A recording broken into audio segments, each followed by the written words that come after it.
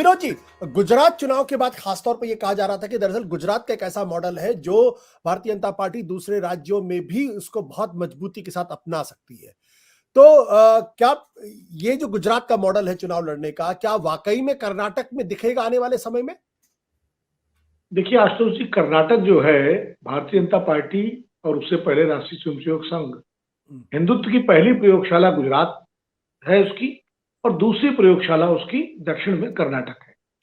और इसीलिए आप देखिए कि कर्नाटक में जब पहली बार भारतीय जनता पार्टी की अपनी सरकार बनी थी, येदियुरप्पा जी के नेतृत्व में, हालांकि कुछ विधायक कम थे लेकिन बाद में उन्होंने वो सब निर्दलीय विधायकों के इस्तीफे करा के उनको अपनी पार्टी में जोड़ करके पूरा कर लिया था। 2008 की बात है जी। तब से ही, और उसके पहले जेडीएस और बीजेपी की भी मिलीजुली सरकार रही, जेडीएस और कांग्रेस की भी मिलीजुली सरकार रही, वो लगातार प्रयोग हुए जैसा कि भी अब्बास साहब बता रहे थे। उसके पहले कांग्रेस की एसएम कृष्णा की सरकार रही पूरे मैंडेट के साथ, और बाद में 2013 में ये सरकार आई जिससे सिद्धारमैया मुख्यमंत्री बने कांग्रेस की। तो कर्नाटक में पोलराइजेशन की पॉलिटिक्स जो है, जो सांप्रदायिक ध्रुवीकरण की पॉलिटिक्स है, वो सबसे बड़ा हथियार है भारतीय जनता पार्टी।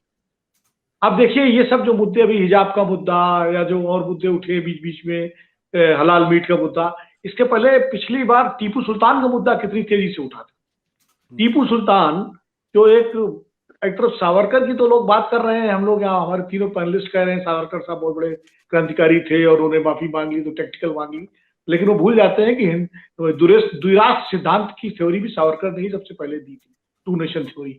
सावरकर का विरोध खाली इसीलिए नहीं होता कि उन्होंने माफी मांगी थी, उनका एक पक्ष है, वो निश्चित रूप से क्रांतिकारी थे। 10 साल 15 साल वो जेल में रहे, सेल में रहे, लेकिन बाद में जब उन्होंने चिट्ठी लिखी अंग्रेजों से और उसके बाद छूटे, उसके बाद की भी भूमिका उनकी देखिए। जो हिंदू नेशन और मुस्लिम नेशन की जिससे देश का बंटवारा हुआ, पहले सावरकर साहब ने हिंदू राष्ट्र की थ्योरी रखी, उसके बाद जिन्ना साहब उसको लेके आए, ये वो जो है, और उसी आधार पर देश का विभाजन हुआ। फिर 1942 में क्या भूमिका थी भारत छोड़ो आंदोलन के समय, फिर आजाद हिंद फौज जब सुभाष चंद्र बोस लेकर के आ रहे थे तब उनकी क्या भूमिका थी। सारी भूमिकाएं जब समग्रता में देखेंगे तब सावरकर जी का मूल्यांकन हो पाएगा।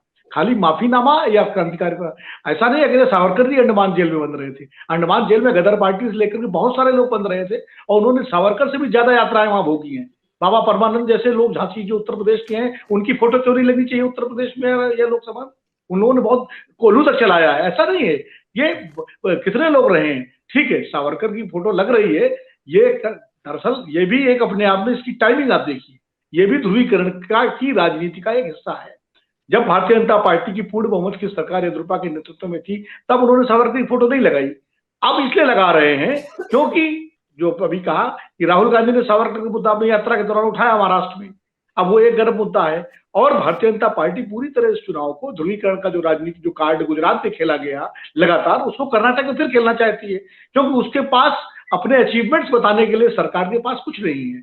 जैसा कि अभी हमारे जो पूर्व वक्ता भी कह रहे थे कि इतने सारे मुद्दे हैं, तो वो मुद्दों को ढकने के लिए सावरकर को लेकर के तो बीजेपी आती है फोटो लगाने के लिए, और उसके बाद जो है कांग्रेस उसका विरोध करती है। तो जाहिर है ये आइडियोलॉजिकल पोजीशन है दोनों पार्टियों की। क्या कांग्रेस का स्वीकार कर ले, क्या कांग्रेस विरोध तो करेगी क्योंकि वो उसकी जो आइडियोलॉजिकल पोजीशन है वो डिफरेंट है सावरकर को लेकर के। बीजेपी की आइडियोलॉजिकल पोजीशन सावरकर को लेकर डिफरेंट है, तो इसलिए जाहिर है जब सावरकर के चित्र आप लाएंगे तो कांग्रेस विरोध करेगी। जब अंडमान एयरपोर्ट का नाम सावरकर के नाम पर रखा गया तब भी विरोध किया था कांग्रेस ने, मुझे अच्छी तरह याद है, पार्लियामेंट में बहुत विरोध हुआ था उसका। और इसलिए विरोध तो कांग्रेस करेगी, एनसीपी करेगी, या जो सीपीआई सीपीएम करेंगे, जो सेकुलर पार्टियां हैं वो विरोध करेंगे, और जो हिंदुत्व की धरातल पर राजनीति करने वाली पार्टियां हैं बीजेपी और शिवसेना, वो समर्थन करेंगी। तो इसमें कोई ऐसा नहीं है कि मुद्दे दूसरे पे बात नहीं हो रही। ऐसा नहीं है कि सावरकर को लेकर ही खाली चुनाव में कांग्रेस जाएगी, या सरकार की विफलता है उनको, क्या सिद्धारमैया और डीके शिवकुमार नहीं उठा रहे हैं क्या राहुल गांधी की पदयात्रा के दौरान जो है बराबर जो है 40% वाला सारे मुद्दे उठाए गए, तो वो मुद्दे फिर उठेंगे। आज अगर सावरकर की तस्वीर की बात आई है, तो आज अगर कांग्रेस ने अपनी एक आइडियोलॉजिकल पोजीशन रखी है तो उसमें इसको लेकर के जो दूसरे मुद्दे नहीं उठा रहे, दूसरे मुद्दे भी उठेंगे। जब चुनाव का कैंपेन चलेगा दूसरे मुद्दे भी उठेंगे। अब सवाल ये कितनी ताकत से आप दूसरे मुद्दे उठाते हैं। तो इसलिए जहां तक ध्रुवीकरण की राजनीति है उसमें सावरकर भी आएंगे, उसमें टीपू सुल्तान भी आ सकते हैं, अभी उसमें और भी बहुत सारे लोग आ सकते हैं, क्योंकि पूरा ये हिजाब और हलाल मीट ये सब ध्रुवीकरण के ही का तो हिस्सा है। आज मैं खबर पढ़ रहा था, कर्नाटक की एक खबर है, हालांकि उसका हिंदू मुस्लिम लेना नहीं है, लेकिन एक ससुर ने अपने दामाद को इंटरफेस मैरिज के चलते मार डाला, गिरफ्तार हुआ, क्योंकि वो लड़का जो जैन है और जो वो पाटिल है लड़की परिवार से। तो देखिए दोनों इसमें जो है कहीं हिंदू मुस्लिम नहीं है, लेकिन जब ध्रुवीकरण और सांप्रदायिकता की राजनीति इतनी हावी हो जाती है तो समाज में चीजें नीचे तक चली जाती है। तो कर्नाटक तो एक तरह से एक विचित्र किस्म की प्रयोगशाला बन गया है। वहां लिंगायत है, वहां वो कलिंगा है, अब वो हिंदू मुस्लिम का मसला भी है।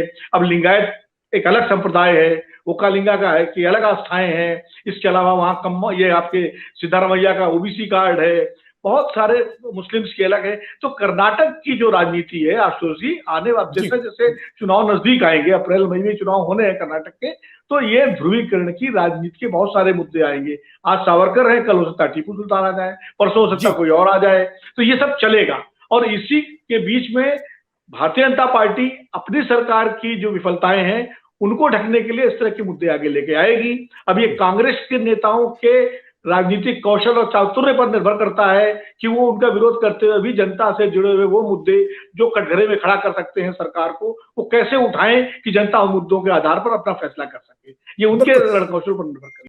सत्य हिंदी का ऐप डाउनलोड करें गूगल प्ले स्टोर पर।